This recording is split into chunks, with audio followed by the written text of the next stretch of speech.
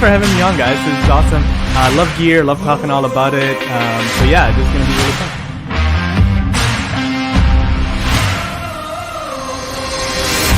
A lot of this equipment we're talking about is, it can be used for musicians and content creators in general. If you're a YouTuber. Amazon Live. If you're watching somewhere else, you need to come to Amazon Live because that's the focus of this. Right. And right now we need that.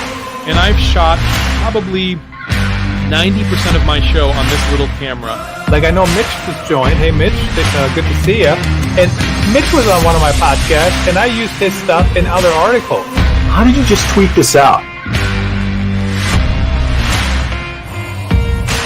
I feel a little preachy here, but I just feel like, you know, preach. Hey guys, Chris, you're just amazing. Jim, so are you. You guys are the best hosts ever, I think. Just stop, please.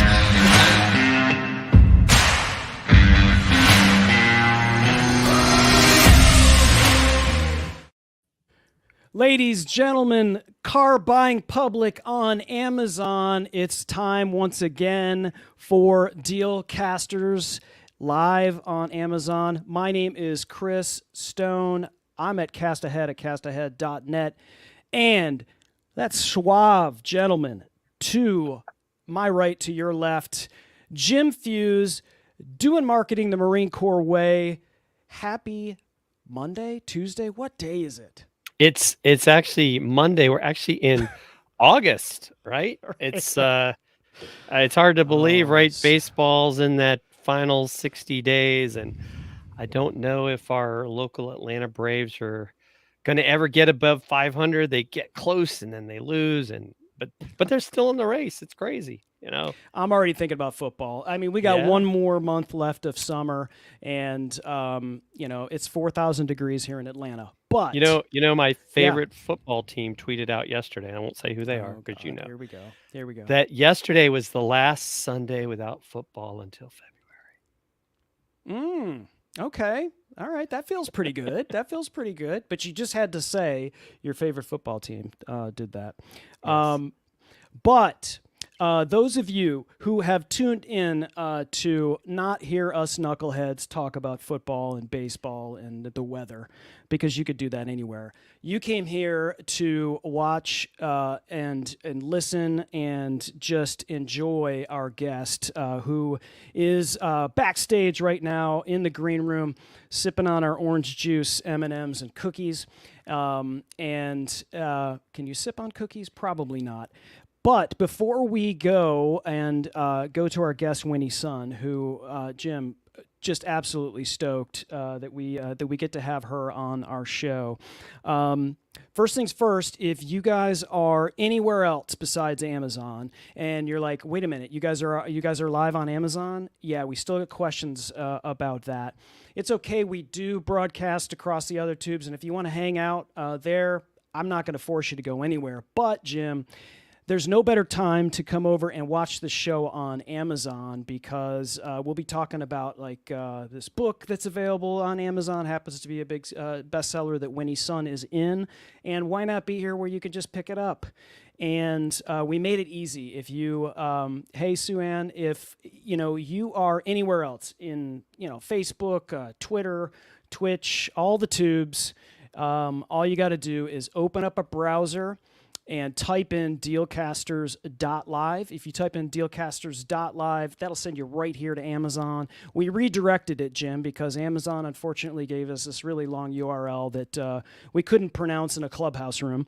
So we decided to redirect it. And so if you have your own live show, or you just wanted, your show.live as a redirect, we also have a great deal as Dealcasters like to do, is to give you deals for things that you can use in your content creation. Ooh, did you hear? Alexa just told me something was delivered. That happens daily, folks. We made it easy for you to get your own .live. You go to name.com/live, enter the promo code GETLIVE, and it's $1.99. Jim, less than a cold cup of coffee on a hot summer day. I don't know why people drink coffee, cold coffee, I should say. Warm coffee is a different thing. Oh man, I love cold coffee, cold brew. Anyway, yes. Yeah, but I'm excited. First of all, and I know we've got it in the carousel, but we've got this new book from Ross Brand, 100 live streaming and digital media predictions, and not only was I fortunate enough to be in there, but our guest Winnie is in there as well. So I know we're very happy for Ross. It's a #1 Amazon bestseller. So make sure you check that out. But Chris, we need to get Winnie Yes. up here because I think this is going to be a lot of fun. And so, folks, if you don't know who Winnie Sun is, you obviously must not turn on the TV or live stream. I mean, Winnie is everywhere. She's just an amazing person. I've gotten to know her over the past couple years. She hosts a Twitter chat every Wednesday at 2:00 called the Winnie Sun Chat, and she has all kinds of great guests. She's always teaching, always educating, and I guess that's part of what she does as one of the top wealth advisors, in the country. She's I think one of the top women advisors, period. She's been on, you talk about all the tubes. She's been on CNBC, NASDAQ. We were talking before the show. I think she's live every day. So I consider it a great honor that Winnie would take the time to talk to us because, you don't see a lot of personal financial planners in general, wealth advisors.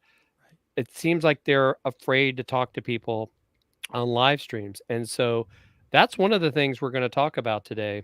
So, Chris, if you may, let's now bring on one of the greatest. I love this. The wealth whisperer, Winnie Sun, is here to make us smarter. Aw, so nice. It's like coming to hang out with my friends. Like, where have you been all week? Hugs. Hug. Yes. What's up, Jim, Chris? It is great to see you, Winnie. Chrism. I think you're just Chrism now, right? Chrism. Oh, I like that. I like that. It's like a power couple. You have to have like a name. Yeah, like I'll take J-Lo and Ben Affleck, Bennifer, Chrism. Chrism, huh? I never thought of that. It didn't really work so well the other way, Jim. So I think yes. She thought ahead. Yeah, I'm already. I've got some serious. I've got camera envy right now. My normal camera, my Sony ZV-1 that I use is kaput, or it's getting repaired, and so I'm actually using my phone, and I'm looking at your setup, Winnie, and I'm like, wow, that's a really nice setup and camera that you've got there with the bokeh going on behind you. So that's a great looking setup. Obviously, you've got to use it every day, right? So you've invested a lot in it.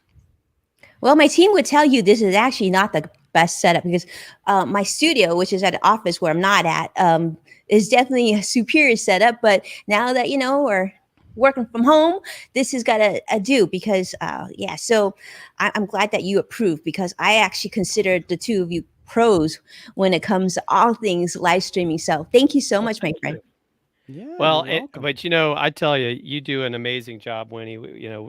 Watch you on all the different places, and it's nice when you're able to be in your studio. But the fact that you have made that adjustment because of what we've been going through to be able to live stream from home and look great doing it, I think it says a lot. One, about your professionalism, but two, it also speaks to what people need to be thinking about because even now, as much as we'd like to think things we're going back to where we want them to go, I kind of feel like, you still better be prepared to live stream because there may be a couple curveballs thrown in.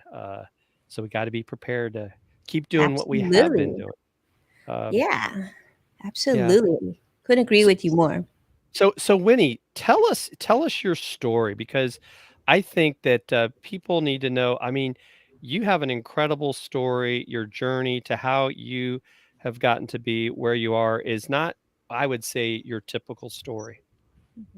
Sure. Well, thank you so much for having me. I love you so much. I'm so glad the two of you are here and doing this. So, when people see me on television, or perhaps you've read some of the articles on Forbes and whatnot, you might think, whoa, she's a financial person. So maybe her parents were in the industry. Like, she must have known money her whole life. And actually, that's what's interesting, because that's not how it started.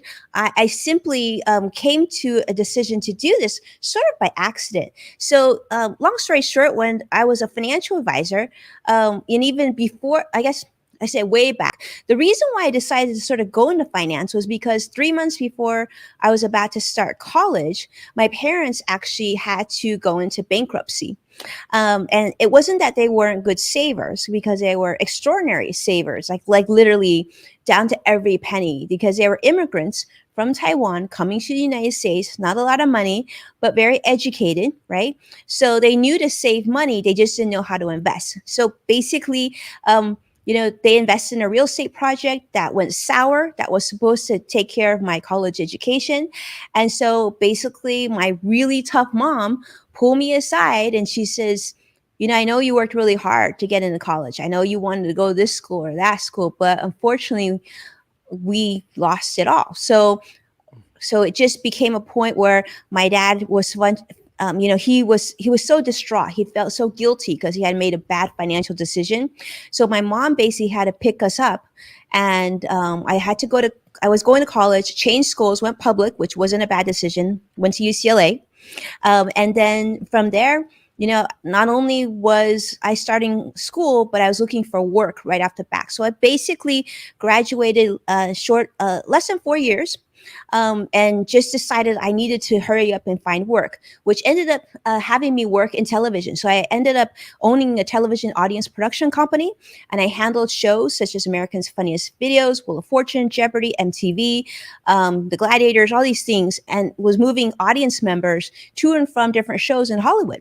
So by the time I reached the age of 23, 24, we were the second largest in the United States, moving thousands of people per week. And then really, I decided to go attend a recruiting session for Smith Barney, because I was taking the CFP program at night, hoping to help my parents sort of decipher financial decisions. And so it's sort of by accident that I ended up in finance. But once I got into it, did I realize how much I didn't belong in finance? But I'm not just still here, but obviously they were wrong that I didn't belong. I actually made my own way of making sure that I belonged. Wow. That is an incredible story, and it's inspiring. So why do you feel like you didn't belong in finance? What was your, before you went into finance, what were your aspirations? And a lot of times, we think we're in control of what and we think we have our passion, and then we find out it's really not, and we're not in control. And all of a sudden, we find something else that we're maybe equally or more passionate about. What did you want to? What was your aspirations before you became the wealth whisperer? Well, Chris, it's really interesting because I didn't know what a financial advisor was. Like, we didn't have a lot of money growing up, and I didn't know a lot of wealthy people. And so when I joined, when Smith Barney offered me the position, they have you interview at different locations, and I interviewed at Westwood near UCLA, and then Pasadena, right, and then Brea, which was closer to my parents' house. And it was interesting because one office would give me a really great offer, and I didn't understand why that time. Later on, I found out was because you get a bonus for hiring minorities at that time, right? Probably now as well. And then another office, the manager flat out said, I just don't get it. I don't see what they see in you. And she gave me such a low offer that I wouldn't even be able to survive, financially myself. But it's interesting because the first week I started in production as a financial advisor, I was actually my biggest client, because remember, I had sold my business to a competitor to be able to go. So people didn't realize, just because I don't look the part, and that was the thing in the financial industry, there aren't a lot of people that look like me. I mean, certainly not so when I started, and certainly not so even now. I think, minorities make up like, we're in the teens, and then to be female and minority, it's like they say we don't even track that number because it's so small. So that's what I meant. I mean, I don't know exactly what I was destined to be. My parents, pretty much typical Asian parents, you got 3 choices: engineer, attorney, or doctor, your choice. So I'm like, I went into UCLA as biology, and I quickly recognized that, being a doctor wasn't really what I wanted, was what my parents wanted. So my parents were like, well, next one, then attorney, you'll be an attorney. So I was pre-law at UCLA, political science. And, so it just kind of happened. It just kind of happened. And then, got in there. And so I always say it's kind of like the accidental profession, but it turned out really well. And I'm grateful for that. That's interesting, Winnie, because even my mother, who is from South America, she was always wanting one of us, to be a lawyer, and none of us did that. So sorry, Mom, if you're watching, that we're not lawyers. But hey, we're live on Amazon with Winnie Sun. You should be happy about that. I would say you did pretty good there, Jim. Yes, you did. Making Mom proud. That's just such a killer story. And I love the fact that you at the time, minority woman in that business. And I think you've done a lot to change that, right? And so how have you seen that change in your industry in terms of women and minorities being involved in that? And do you sense it? Does it, what's needed there to maybe improve it even that much more? So it's such a great question. I mean, like, I honestly didn't even really think of myself as a minority female until I got into the financial space. I grew up in Los Angeles. I was born in Los Angeles. I felt as American as they came by, right? Like, my parents will tell you they were like knocking me on the top of my head, thinking I should learn to speak Chinese better. And all the time, I basically was fighting that tooth and nail. But it wasn't until I got hired there that I learned the term double minority, because they're like, oh, the manager got a great deal hiring you because you're a double minority. I'm like, and then at 20 something years old, you're like, ha, and then you're like, what? But, I think now it's certainly, I think people are much more aware. And so I think that's certainly a positive. And I think there's more people who are becoming successful that don't fit that 100% mold of what the typical financial advisor is, right? So that's been helpful. And what I would love to see, though, and this is really interesting, because even in 2021, where we're at right now, there isn't actually maternity leave for financial advisors. So I remember I met a woman, and I was like, oh my gosh, I'm so excited. I was early on in my career. I'm like, I'm such a fan. You've done so many things. I'm so excited because you're actually a working mom. And she turns to me and she goes like, oh my goodness, I had my kids before I started this industry. Having kids in this industry, that's like career suicide. And then she was very rude and she turned away. I was like, whoa. So I wanted to have it all. And I was like, you know what? Why not me? Why can't I do it? So I end up, being a financial advisor, having 3 kids, and being a very, very active parent. I'm like totally active with my kids. And, I think, you just have to define what's most important to you, and you just make sure that happens. And I think about our career, and I'm sure the two of you have thought this all along the way as well. One thing that I've always said is, why not me? Right? People will say like, oh, you shouldn't do that. Or you're just a financial advisor. You're just a da-da. You're just a, female. You're just a mom. And I always say, well, why not me? Why can't I do that? Why can't? And so I think you have to come to a point where you decide that you're the only one that's allowed to define you. And then once you own that, and you don't let anybody else's drama or definition of you come into your world, that's when the magic happens. Because just like you said, I mean, I've been doing social media when people were saying like to me all the time, why are you doing social media? If you would just do cold calling more, do more seminars, we'd probably have more business. You'd probably have more business. Financial advisors shouldn't be doing social media. Social media is for like teenagers. What a waste of time. I mean, I was listening to that for years. Well, all of a sudden now I was like, oh, every financial advisor should do social media. Well, okay. Well, I've had probably 10 more years of training. So thankful for that. Now they're like, oh, so smart that you did this. You think? And I would have to say maybe, Jim, she is the only financial advisor that's an Amazon influencer. What do you think? I think so. As far as I know, that's based on our what little we know, because Amazon hides a lot of things. I believe that's true, Chris. But I want to go back to what you just said, Winnie, because that's something even now. I have friends, they may be watching, or I'm going to send them a link to the replay so they maybe will get some free advice from one of the best, because they it's that whole thing like, oh, I don't want to be on social media, or I can't be on social media because I'll get in trouble. Well, I've never heard of Winnie Sun getting in trouble for being on social media. What do you think is the problem with their approach, and how were you able to kind of like put that hand up to the naysayers and say, you know what, I'm going to do this anyway? Absolutely. So Jim, that's a good question, because for years, like especially when I first started, it was like, well, nobody's ever done that before. So we don't have a guideline for that. We don't know what you can and cannot say. There was like a lot of gray. But I think what happened was, I think this is definitely a benefit from coming from a background of television over to this. I knew that there were certain things that I wanted to share, and I recognized that there were limitations, like just like marketing and whatnot. Everything that we do has to be compliance approved that we share out, right? With the exception of social media. Social media is then approved on the back end after it goes live. But you have to go through significant training and whatnot to make sure you know what you can and cannot do.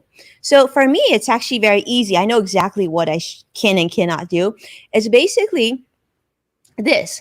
I basically don't give investment advice, whether I'm on CNBC or Fox Business or live, doesn't matter the platform. I don't give investment advice, and I don't talk about things. I don't comment on things like cryptocurrency. There's a lot of areas that I just won't touch, right?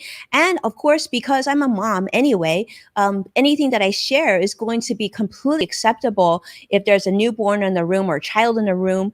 Nothing that I say is going to be inappropriate. So I think that's the thing is, once you know the guidelines and your compliance department is comfortable with you doing this, then I think you'll find more opportunities that they're going to be able to say yes because they can trust you. So for me, at Smith Barney, it was definitely much more challenging. Smith Barney got bought out by Morgan Stanley. I joined an independent firm, and so they give me more flexibility because they also know we have a very close relationship, and then I talk to them and communicate with them regularly on what I'm doing. So there's like no misunderstanding.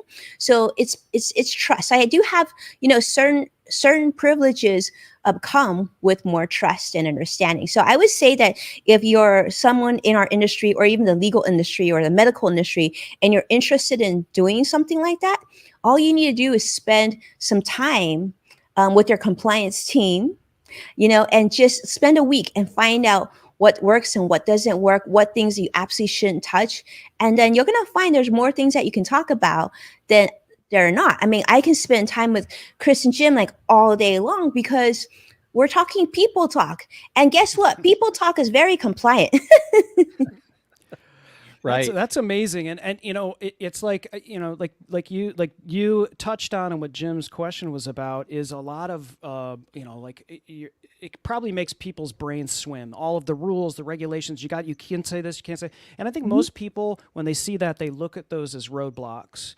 And you just looked at it as like, I can do this, I could do this, I could do that. And you were plowing through those roadblocks in order to do what you needed to do. And I think, the one thing I'd love to hear about your experience on television and comparing it to what you do on live streaming, because when you talk about rules in terms of live streaming, outside of the financial stuff that you just spoke about, there really are no rules. Like, you could go live whenever you want. You can go live on all kinds of platforms, not just Amazon, but just like it's ridiculous how that tide is rising right now, where there really are not that many rules outside of FTC regulations and things like that.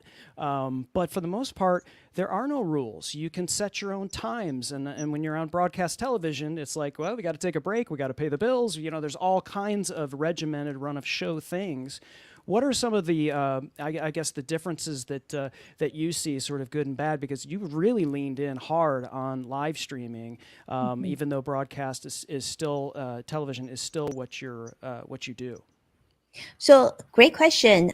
People ask me that all the time. Like, well, I am on national TV every week. So I have a regular segment with Fox that's every week, Fox Business every week. And then I do CNBC regularly, like Yahoo Finance and other, network television, as well as like Good Day LA. I do that.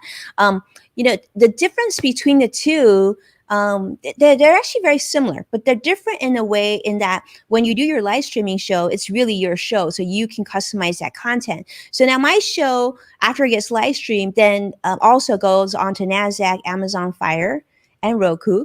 And it's going on a couple of new platforms. We've been added onto a couple new platforms, so that'll be coming more so there. I mean, you get to customize exactly what you want to talk about. So that's what's different.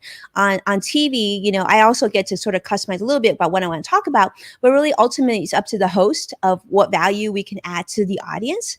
I would say like one doesn't trade off the other because I am actually, believe it or not, an extreme introvert, like not an introvert, like you would just a normal introvert, to a point where like I actually didn't speak until I was 12 years old. I was like so shy and so insecure, and I worked through that personally.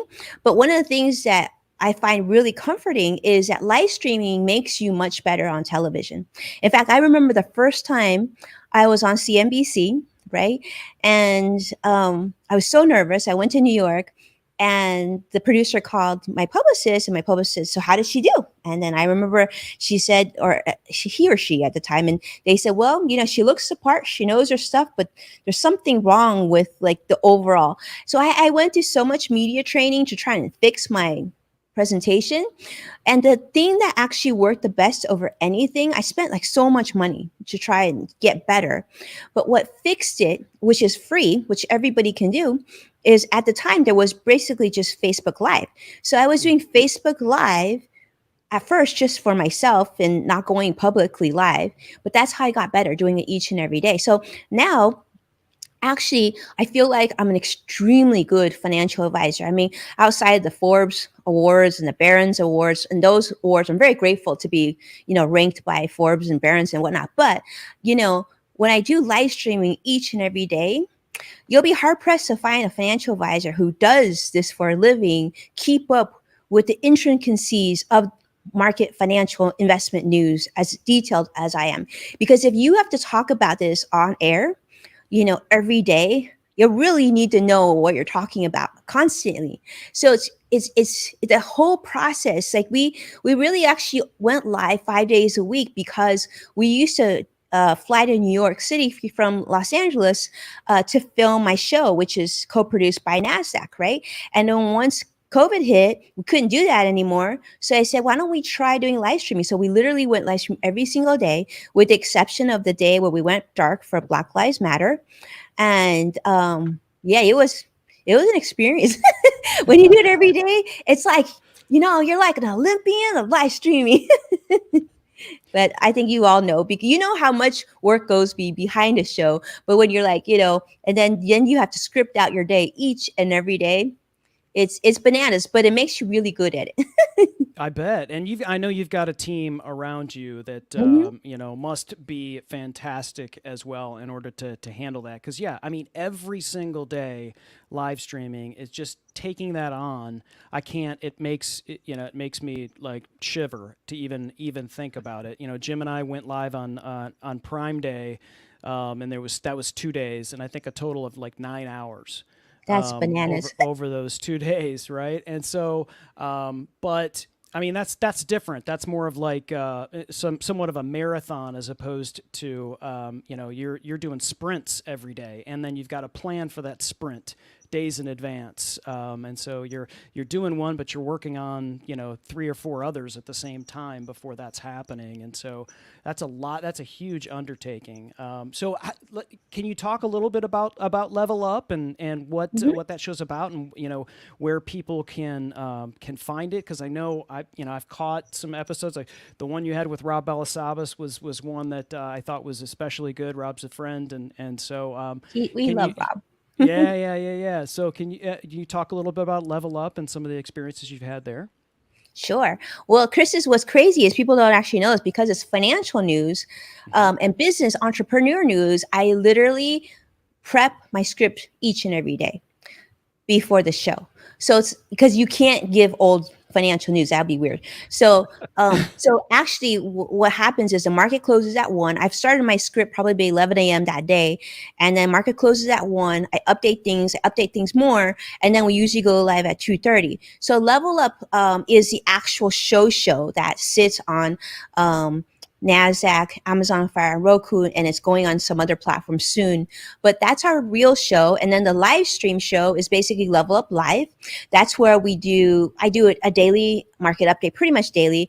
And then we have guests that come in. And when the guest interviews are appropriate then for the NASDAQ audience or whatnot, and I should say we also stream on ModernMom as well, which is one of the largest parenting platforms. But if it's appropriate, then, my team will edit it up. And by the way, Curtis Peak, who's my creative director, is a genius. He's been with me since he was 19 years old, the nicest human being. But he helps me get everything packaged up with his team as well. And then we ship that out and that goes there. So yeah, it would be really fun. And probably I always say wherever you are on social, just find me and that's where you can catch the show. And then now on Thursdays, I do a really fun show with my co-host now, a longtime friend of mine. You may know him. His name is Greg Dimbler. He was the host of Digital Trends for years, and as well as the Portland Trailblazers. I mean, he's a legend in TV world.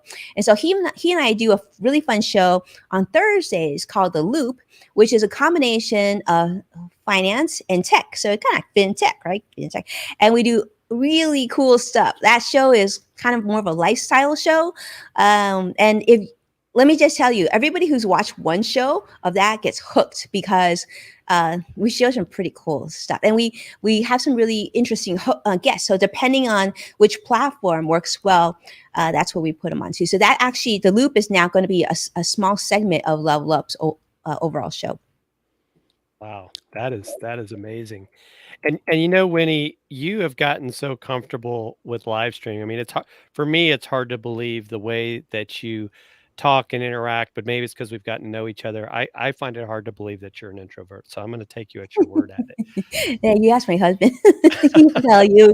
It's like when it's like the camera's off, right? And he'll say like let's say his family's over or whatever, he'll say, come out of the room. But after a while, all that, I gotta go in darkness and just sit there and lie there for a little bit. And it's funny because I see my kids are like this.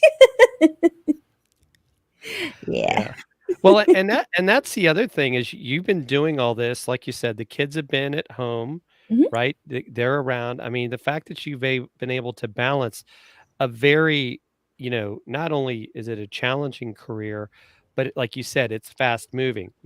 Things happen, and I catch, because I follow you, I catch things all the time. It's like you're talking about the latest on inflation, or you're talking about the impact of, people saying things, because we know so many times the markets are really triggered by emotion because of what somebody said, and it's not always based on facts. And you do a great job of cutting through all that stuff.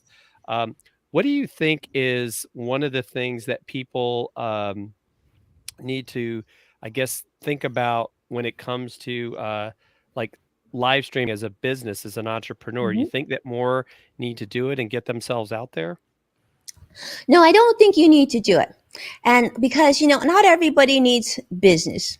But if you need business, you might consider doing it. So that's, people always say oh, Winnie, should I do social media? I'm like, no, you don't have to do social media. If you don't need business, just don't do social media. Then it says that you're closed. So you save a lot of time. The door is closed, right? I see what you did there. But if you want to be good at speaking to your clients, reaching new audience, finding that next potential client, then I think social media in general is a non-negotiable, because social media is just communication. And then I think live streaming is so good because it gives you a better sense of self-awareness of your weaknesses and your strengths, and it continues to challenge you. And it keeps you on your game. It really does, regardless of what industry you are at. Like we know, like, right? I mean, Jim, like you and I have talked about this so many times. I mean, every time I see Jim in a Twitter Spaces, in a Clubhouse, anywhere, I'm like, oh my goodness, I got to put Jim. Because, if I get together with Jim, number one, he's going to have something really intuitive to say. He's going to be really smart. He's going to be well-spoken, and the quality is going to be perfect. So, you do this so that you can be the go-to for other people who are such high-level professionals. I actually spent a whole afternoon with Chris and Jim, and maybe some of you would want that too. And I'm guessing many of you would want that. So we have to earn that right. And in order to do that, you got to practice a lot. People always say, wow, Winnie, you're like a natural on television. I'm like, 7 years in the making, natural, right? But I think a lot of people, podcasters, live streamers, everyone gets stuck, and even before they do their first show, and they just and I always tell people, do your first show, because your second one's going to be better, and your third one's going to be better than that, and you've got to put those reps in. You can't just snap your fingers and be great, and you can't expect to watch some YouTube videos and have it be easy for you.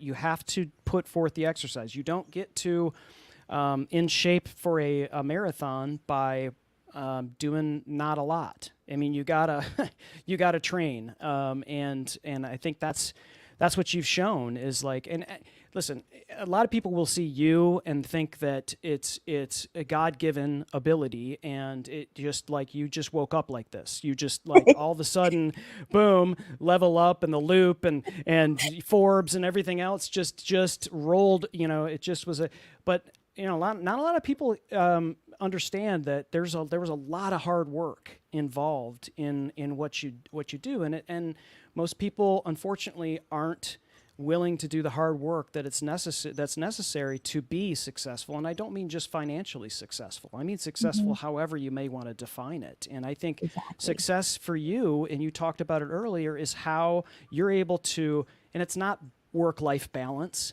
how you're able to incorporate your life and your job, your family, and your 3 kids. How old are your kids, by the way? 12, 9, 7. Are my kiddos. So right now I'm actually, I'm sure you can sense this, but I'm actually more stressed out now than ever because my kids are about to start school in 3 weeks. And, a parent with little ones going to school, COVID, is like, but, Oh, yeah. Yeah. We're trying to have a teenager. Oh, I know. Yeah. Oh, but I know. I actually read Jim's stuff, but I feel very grateful. I mean, I have a 3-pack of boys. They are just the most wonderful, thoughtful human beings. And my 12-year-old, actually, I'm 5'6", which isn't isn't really tall, but not really short either. But my 12-year-old's as tall as me already. I'm like, what just happened? It's crazy. Wow. So Winnie, what do you think for someone that does decide to listen to you and does decide to start live streaming? What are some tips you would give them to get started? I mean, I love the fact that you shared that, because I don't think Chris and I would have ever thought that Winnie Sun was nervous about live streaming, and here you were going on Facebook, in a sense, to practice getting comfortable about that. And I think that in and of itself is a great thing to do, right? If you're, get a private Facebook group and just practice in there, and then start maybe going on your profile. But what are some other things that you think people could do to get ready to start their own live stream to help their business? Yeah, I think it's a great question, Jim. And I'm going to share with you actually how I taught my kids. My kids actually are very, very good on video, and they've made a lot of videos. My 9-year-old, who's my middle child, I will say is actually stand out. I think right now he's good enough to do his own YouTube channel. He's so good. He actually created a video on how you should create videos. But basically what I do with my kids, because obviously they're all very shy, right? How do I get them out of their own skin was basically stick up an iPad, put it on FaceTime, and so they could see themselves, and we would just record and record and record, and then they would watch themselves. And I think that's the best thing that you can do as a professional as well, is you got to force yourself to watch yourself. I hate watching myself. Curtis will tell you, since he started working with me, he's probably gotten me to watch my own videos maybe less than 5 times. I can't stand my voice. But when I first started, I had to do that. So that's how I taught my kids to. That's how you can tell how you're making eye contact, right? How you're smiling, how you're moving, how your hands. Without that, you're never going to get good because you're relying on someone else to coach you. And most people are too polite to be so critical. And we're more critical on ourselves, which is good because you need that self-awareness when you go on video. Then once you do that, you start to learn from people who do it very well. I remember my publicist who I have now, she's going to be my publicist for life. She was incredible. I think when I first started working with her, she told me to watch certain television. I think it was like, there's a few big anchors on television, CNN, like ABC, whatever. And I think Brian Williams was one of them. She would have me watch, and I would watch Oprah Winfrey, and I would watch how they spoke and what they did. And that's how I got better too. And once I saw them, I would then go back to practice. And then the other thing I would say is you need to take that step. After you do this for a week or two, you need to go live, because until you go live, you'll never fully feel that stress. And the stress is good because when you're stressed out and you're worried, my business partner told me this. He says, it's good because I used to take him with me to CNBC in New York to film because I get all nervous. He's like, yeah, you're nervous because you care. And when you care, that means you're going to do the best that you can. So even now, like before I came on here with Jim and Chris, honestly, I was like, oh, yo. Okay, I'm hoping like I don't mess everything up. I still care. And so you got to keep practicing, but never feel like, you know everything, and keep on learning from other people who you admire. But then a good portion of your time should be spent on research. So I actually research people that are not in my industry. Obviously, not a lot of people in my industry do what I do, but I look at other people who I admire and I find out, like for example, before we started right now, I texted Curtis, my creative director. I'm like, did you see how they zoomed in on their intro? That was super cool. And then Curtis texted me, I saw. And so those are the things that you pick up on, right? And then you make sure then if you're invited to an opportunity like this, you want to make sure that you deliver, because if someone's kind enough to invite you to their show, like you need to make sure that you do that. So a lot of people say like, oh, Winnie, how do you get me on CNBC? Can you get me on Forbes? And can you get me on, Yahoo Finance or Wall Street Journal, or get me an op-ed? I'm like, the thing is like, you can't ask for those opportunities. It's best when they come and ask for you. And that was key. Was like once I started doing live streaming all the time and I started getting much more comfortable, the opportunities started to come. I think that's so true, Winnie. I think even Chris and I have been humbled and amazed at the fact that once we started doing this Amazon show and people started hearing about it, we get asked like, hey, would you come on and talk about Amazon? And we love to. We don't go out there, and then say, hey, would you interview us about this? I think that's a great thing. It's right. I guess it's what we would call earned media, as opposed to, paid media, like, because sometimes like, oh, would you like to be on our show? You got to pay for it. That's something too I would tell people to stay away from. Pay to play. But I need to interrupt you here for just 1 second though, Jim, because I'm going to say, if you have a show, you definitely should get Jim and Chris on your show to talk about Amazon Live. And I say this sincerely because they are not only so good at Amazon Live, but they're sincerely incredible teachers and very generous educators. And I know I'm pushing Jim and Chris to do a whole course and everything on this, but it's coming, by the way. It's coming. Of the best. Yeah. I mean, keep them on their radar. Make sure you find out when that course is coming out, because it will be worth absolutely everything. I'm just going to tell you that. I'm just going to put it out there. And I don't say that about everything, but these two human beings are like great human beings. Like what you see right now, so much even better in person, right? Even better humans than you thought. So, okay. Sorry. Wow. Thank you. Wow. Thank you so much. It's true though. Thank you. I adore the two of you. So the show's about you now, Winnie. I know she's going to make us speechless, right? We don't know what to say. Right, exactly. You're trying to make my my camera and when I turn red, I'm gonna who knows what I want to match your background. Yeah. You talked about getting stressed before you go live, and the person you spoke to said that's good. That means you care. I also think, in a lot of ways, if you're going to get better at something, you have to go through. If everything's easy, you're not going to get better. I used to tell the story about when I was working at Sony, I had certain bosses and they would give me evaluations, and the evaluations would be like, "Oh, everything's great, good job. Here's your bonus, la-di-da." I was like, "That's the worst evaluation ever." Like, I want to get better. Tell me what I need to do to get better. Put me through the steps, the stress, so that I can get better. And I think a lot of times, physically, when you work out and you're sore afterwards, that's your muscles, getting, stronger, right? They're rebuilding, and then you go through training. And I think when you get stressed, even the brain, it's very much like that. Is when you go through something where it's a deadline, or like you're talking about any stress from a live streaming situation. You've got to go through it. When you hit that red button and it's going out into the world, right? There is just something about that you just have to go. We're doing it right now in front of, thousands or tens of thousands of people.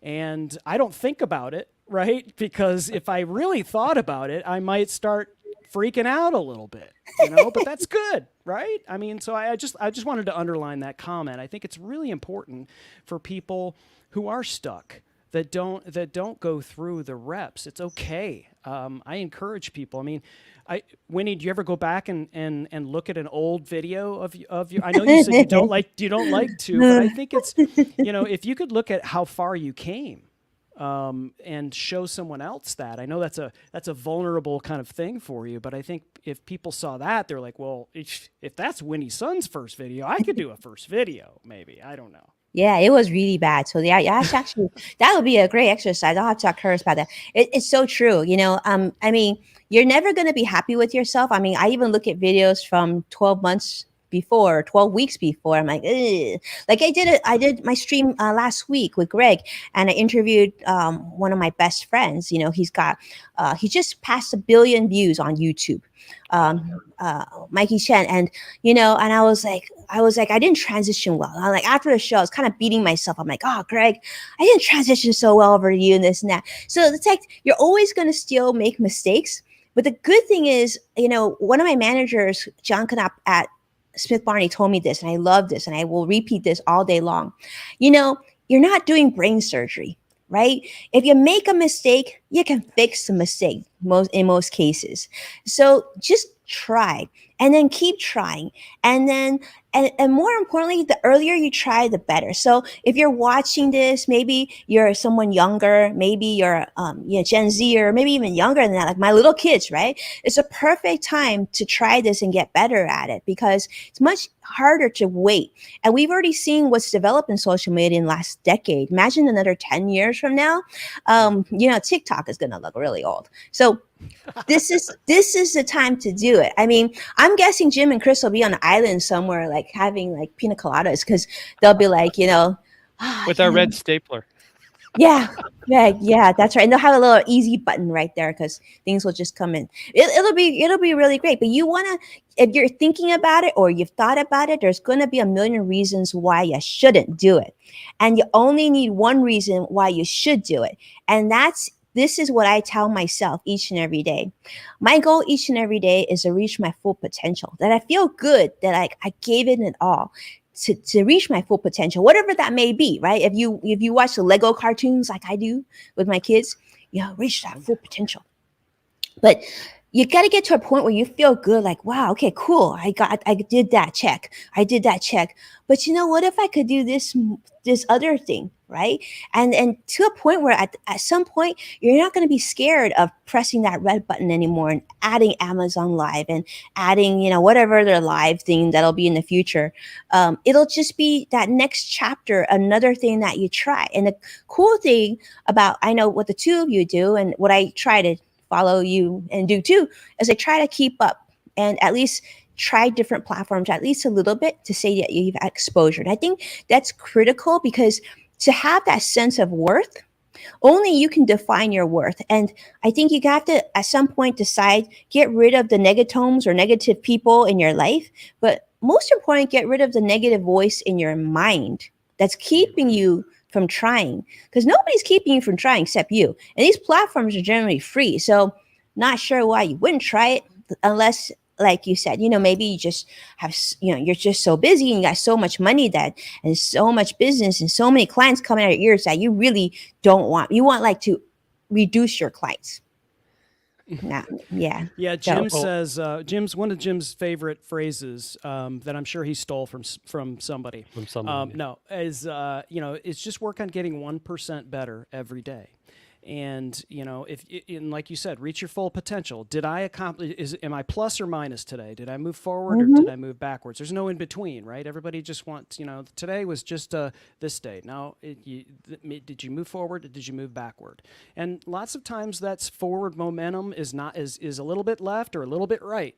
As long as you're moving in that direction, that's where you need to be, and I think that's great advice for literally everyone, because that's going to change that mindset. That's going to keep that mind junk out of your head that says you're not good enough or you're comparing yourself to someone else. Like all that stuff that, listen, we're all guilty of. But we all have to keep reminding ourselves like that. Like, did I reach my full potential today? I think that's fantastic advice.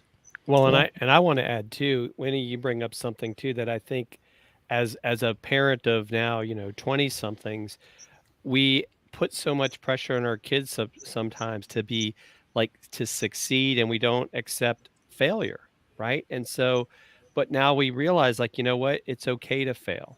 You're not going to be perfect. As I also got this from a conference I was at a couple years ago with my business coach, Kelly Roach. The P in perfection is poison. And, so sometimes even with these YouTubers, they spend all this time trying to make the perfect video, right? That's the beauty of live streaming. We're going to make mistakes, but this is the real us. All three of us are real. We're in person. If we mess up, that's okay. We're going to laugh at it and keep going on. And I think that's what is so critical that people need to think about, is like, quit trying to be perfect. No one's going to be perfect. It's okay to make mistakes. Learn, if anything, I like to say, like when I was in the Marines, because we would, make mistakes, and sometimes my boss would counsel me about it, and I would just say, my lesson was, don't make the same mistake twice. And how do you prevent that?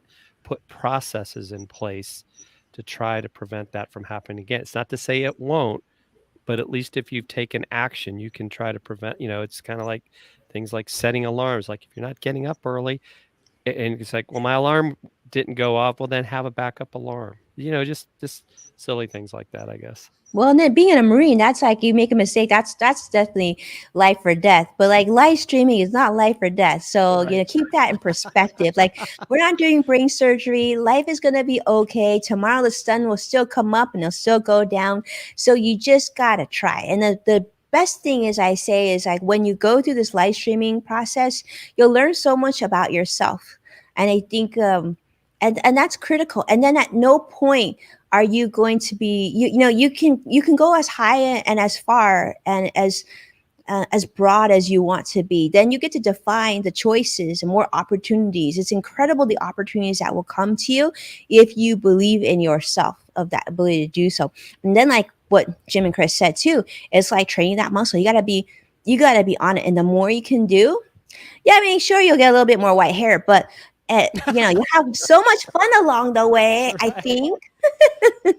So Winnie, I know we talked about this earlier. The book, the Ross Brand book that you are a contributor to. In fact, chapter 78. For those who, this is the physical copy, although it is also available on Amazon. Let me turn it the right way. Also available on Amazon. And I know this was a part of the prediction thing, but I know you were also a part of Ross's monetize live stream summit that he had as well.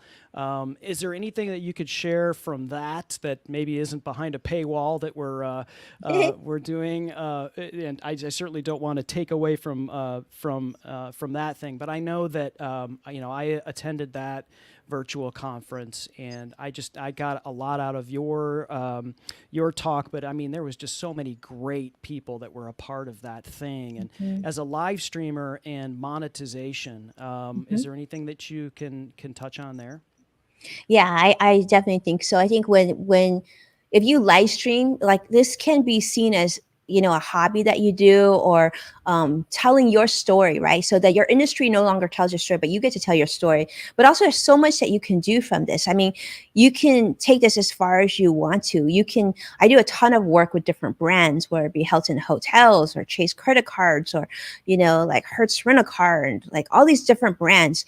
And, this gives you a medium to share your story and a platform to do so. But it's important because not only do you want to create good content, but of course you have to build audience. And it's so powerful, as the two of you know, is to have that platform so you can bring other experts in. You can do collaborations like that. You can reach so many more people. But if you don't do live streaming, then basically you're fighting really hard to get people to pay attention to you. And I always say in business, right, if you're not out there, then it says that I'm not interested in doing business with you, right? Like, so I could spend some time with the two of you, my good friends, on this beautiful show. And right now, people know that I'm still looking for business. I'm available for business. And why do they know that? Is because I've got live streams still out there for people to play. I've got YouTube videos, got Google stuff. We've got, we got all this stuff out there that's always active every single week. There's new content coming out every single week. So you're going to be top of mind when someone's interested. I mean, I'll give you some proof. Like, this process during COVID, could have been very, very difficult, because typically relationships like ours, when you're dealing with very wealthy individuals, is something you do one-on-one. But through this process, because of live streaming, because the comfort of in front of the camera and video, this is actually going to hopefully be one of the years that we actually bring on more new clients this year than in maybe in the last 20 years. I don't even know. At this point, it feels that way. It feels like we're just bringing so much business, and it couldn't have happened if we didn't use live streaming as a medium. So I never thought live streaming would actually produce direct revenue, like perhaps like this Amazon live show would. But I always thought, and I always knew, that in order to have new business, people needed to know that I existed. And if you don't exist, then they can't do business with you. So you got to find a way to continue to tell your story. And the more you can share, the more they get to know you. Just like, we're getting our quality time together, but people who are watching are starting to get to know us better too, I think. Right? Yeah, it's one thing to Google you, to Google my name and find out I'm a jerk. It's another thing if they Google my name and they find nothing. Yeah. If they find nothing, it's worse. So especially if I'm representing some sort of business or some sort of brand, if you Google my name or you Google Dealcasters and you don't come up, it's like, have you ever asked somebody, like, where can I find you on? And all you've got to do is say, it's my name. Like, if you type in Winnie Sun on Google, you're absolutely going to find all of the stuff that we talked about and more, and Level Up and The Loop, and obviously your website and everything. But it really is important, because Google and search really likes it when you're doing all of that stuff, and all of that stuff connects, and it's just going to get you out there and found, and you have a better chance of getting business. Now, Winnie, do you turn any of your shows into podcasts, or they strictly stay as live streams? So, yeah, Curtis, we do. We're supposed to be pulling the audio and then making them podcasts. But lately we've been so busy because obviously the volume, right, of the content. So I think we're a little behind on that. But typically, yes, we do. We have. I think we have two. Yeah. Do you? Well, it happens, but like it's okay. We don't sweat the little stuff. Right. But yeah, but we do. Yeah, that's a good question. And you can, because it's so easy. I guess with software, you just pull it. And there's all these I would say, what you want to do is like the two of you have. It's totally doable as a solo. Like I'm doing all my own filming and everything. Yeah, you can do it, but it's so much more fun when somebody else is in that picture on your team, because you grow together. And I think if you're gonna do this, you're thinking about going live streaming, find a buddy. Find a Chris and Jim. Chris'em.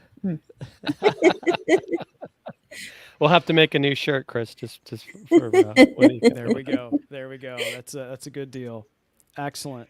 Well, Winnie, we don't want to take up too much of your time. I'm sure you have live streams and broadcasts and all kinds of things stacked in your day. I can't believe that you're here on our show. Thank you so much for taking the time.